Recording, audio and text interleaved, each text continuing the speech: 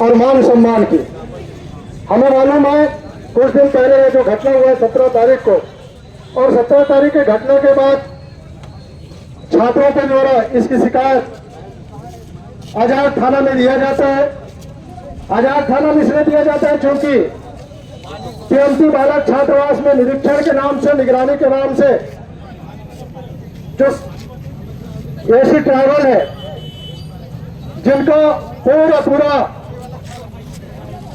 देखभाल बस्तर संभाग के जितने भी आदिवासी छात्रावास है, आश्रम है, इन सब में उनका देखभाल करने का दायित्व होता है। इसी को चलते हुए इसी के दरमियान गाली गलौज ऐसी कार्यालय से ही उनके कर्मचारी करें तो शिकायत कहाँ करेंगे।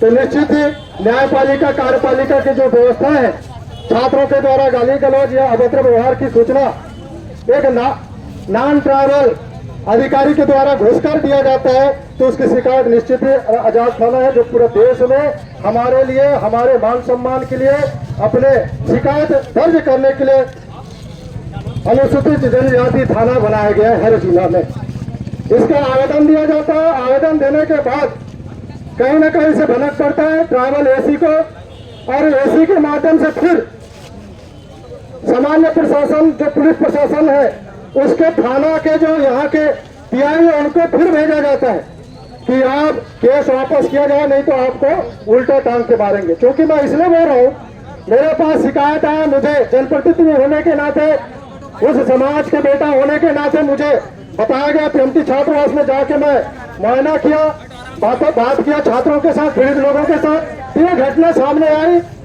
तो पता चला कि वहाँ टीआई का भी दादागिरी चला था, और उसके दादागिरी में हमारे जो छात्र हैं वो काफी डरे हुए थे, सहमे हुए थे। और मैं कहता हूं कि मैं हमारे पुरखों को धन्यवाद देता हूं कि बच्चे सहनशीलता का परिचय दिए और किसी भी प्रकार की अपनी घटना नहीं किए। नहीं तो हम देख रहे हैं कि जितने भी छात्रावास संचालित हो रहा है वहां कहीं ना कहीं प्रताड़ना के शिकार हमारे बच्चे हो रहे हैं। पूरे प्रदेश में आदिवासी छात्रावासों में, चाहे वो गर्ल्स हो चाहे बॉयज हो, और उसके प्रताड़ना के चलते हमारे बच्चे सुसाइड करने पर बाध्य हो जाते हैं। ये घटना अभी पेपरों के माध्यम से, सोशल मीडिया के नाम से मिला है साथियों, इसलिए मुझे अवगत कराना पड़ रहा है कि ऐसे अपनी घटना नहीं किए।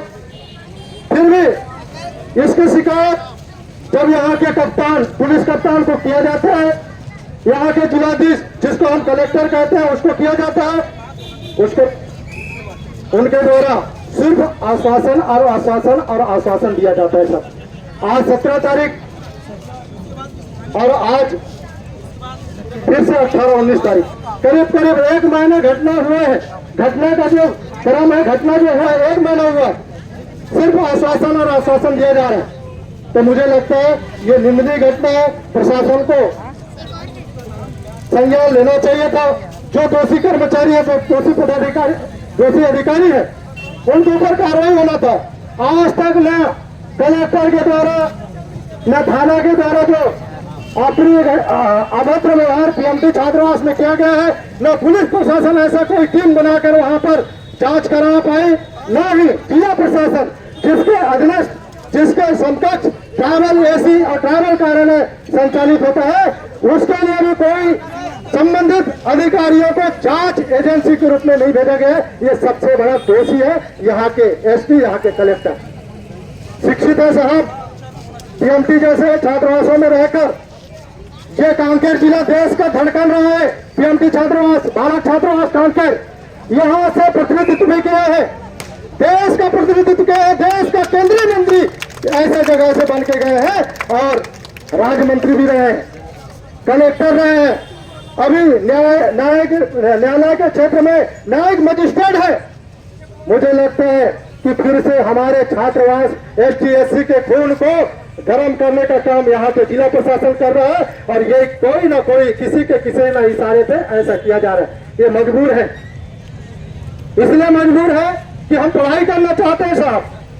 पढ़ाई करने के नाम पे छात्रावासों में रहने के लिए हमारे पास जो फंड आता है उसका दुरुपयोग करते हुए हमें से गाली गलौज करते हैं ना, हमारा खाना और हमें को आग दिखाना। ये कतई बर्दाश्त नहीं करेंगे। ट्राइबल छात्रावास के बच्चे चाहे एसटी हो चाहे एससी हो, करोड़ों अरबों रुपया आता है हमारे नाम से, कहाँ गया? सिर्फ डरा धमका के हमारे बजटों का आप दुरुपयोग नहीं करोगे, ये संदेश देने बच्चे आज आए हैं तख्ता लगा के।